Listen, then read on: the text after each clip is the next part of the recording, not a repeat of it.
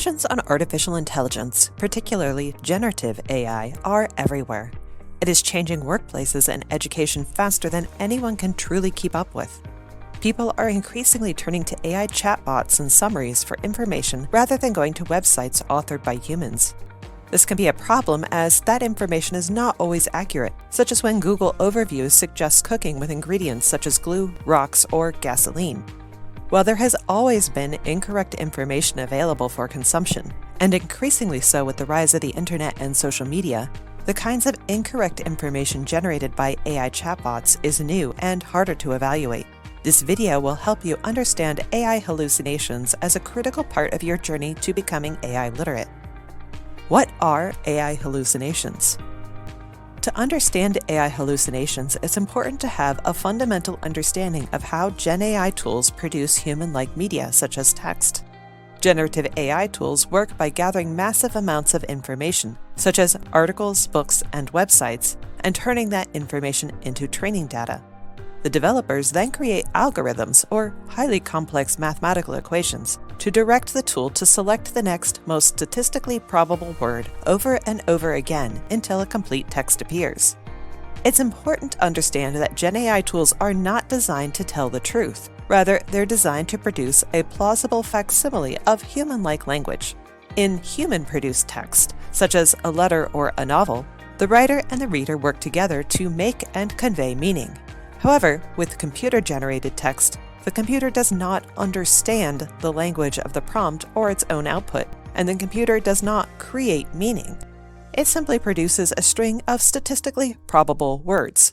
To illustrate this point, Emily Bender and her colleagues called Gen AI chatbots stochastic parrots, with stochastic meaning random, and parrots being known to replicate human language without understanding it.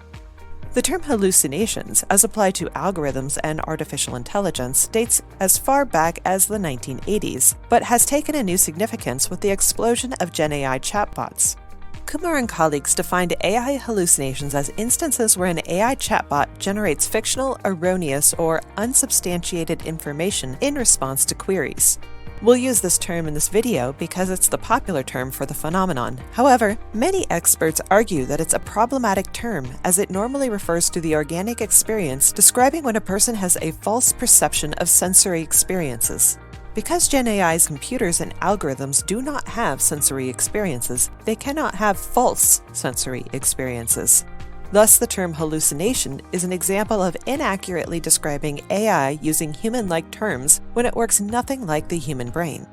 Some argue that a better term would be bullshit, as defined by philosopher Harry Frankfurt to mean a disregard for the truth. Gen AI tools do not care about anything, including the truth. This is true even when the information they produce is accurate. Furthermore, it presents its information, whether accurate or not, with such confidence it can easily trick users into uncritically accepting that information. Examples and impacts. Earlier in this video, we mentioned the cases where Google AI's overview suggested eating glue, rocks, and gasoline. In those cases, the user probably had enough background knowledge to know that these ingredients are toxic for human consumption. However, what happens when it suggests consuming less well-known substances? In one case, a man asked ChatGPT how he could improve his diet, and ChatGPT suggested replacing table salt, sodium chloride, with sodium bromide, which led to a lengthy hospital visit for bromide toxicity. Hallucinations will remain a significant concern as AI grows in healthcare. Additionally, we are repeatedly seeing lawyers reprimanded and fined for submitting AI-generated legal documents containing hallucinated cases, fake quotes from real cases, or cases that are real but do not support the argument being made. This can significantly erode the integrity of the legal system. This is becoming so common that some lawyers are starting to record these instances in databases, with a growing number of new entries arriving every day. Similarly, library staff are seeing a lot of users looking for AI hallucinated citations to books and articles which do not exist.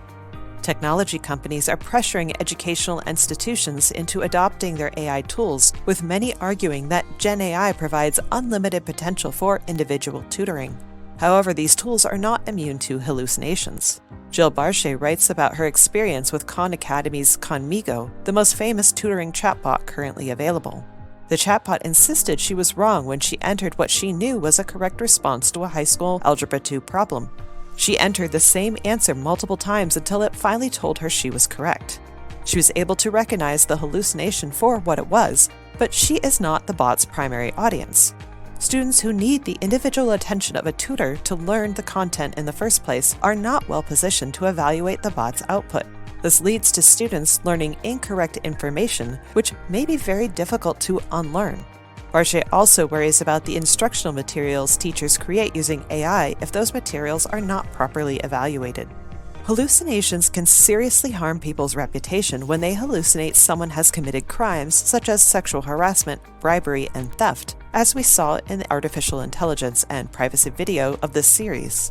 These are just a few examples of Gen AI hallucinations that can cause significant harm. The upside. There is an upside to AI hallucinations. Computers, even when trained on massive amounts of human knowledge, don't have the preconceived notions of what is possible or impossible, which sometimes leads to extraordinary creativity. AI developers have been using games such as chess and Go to test the so-called intelligence of machines for decades. Games are ideal for AI because they are closed systems with carefully defined rules. Yet even with the training of those rules, the developers have struggled to limit the computer to moves that are legal according to the game rules, let alone moves that might lead towards winning the game. However, in a famous case where AI-based AlphaGo beat one of the best human players in the ancient game of Go, the machine made a move that would not occur to a human. At first, observers thought the move was a mistake, but soon found it was the move that turned the game in favor of AlphaGo. In the sciences, AI hallucinations are leading to breakthroughs, supercharging the scientific method and giving scientists new ideas they wouldn't have otherwise considered. This is being applied to Nobel Prize-winning research on building new proteins not found in nature, as well as new antibiotics and new treatments for cancer. However, it is important to note that these applications are not generative AI chatbots, and the outputs must be carefully evaluated by human intelligence to determine if they have genuine value. Conclusion. Gen AI tools are said to operate in a black box, which makes pinning down the precise cause of hallucinations difficult. Eliminating them is currently impossible. The training data and the algorithms involved are so massive and complex that even the developers don't fully understand why they work. AI hallucinations are a key feature of the present generation of Gen AI tools. We're not seeing improvements in recent models, and in some cases, AI-generated misinformation is becoming more prevalent. Some researchers are currently suggesting that changes in training these systems, as well as training users to prompt more effectively, could improve Gen AI tools' performance and reduce hallucinations.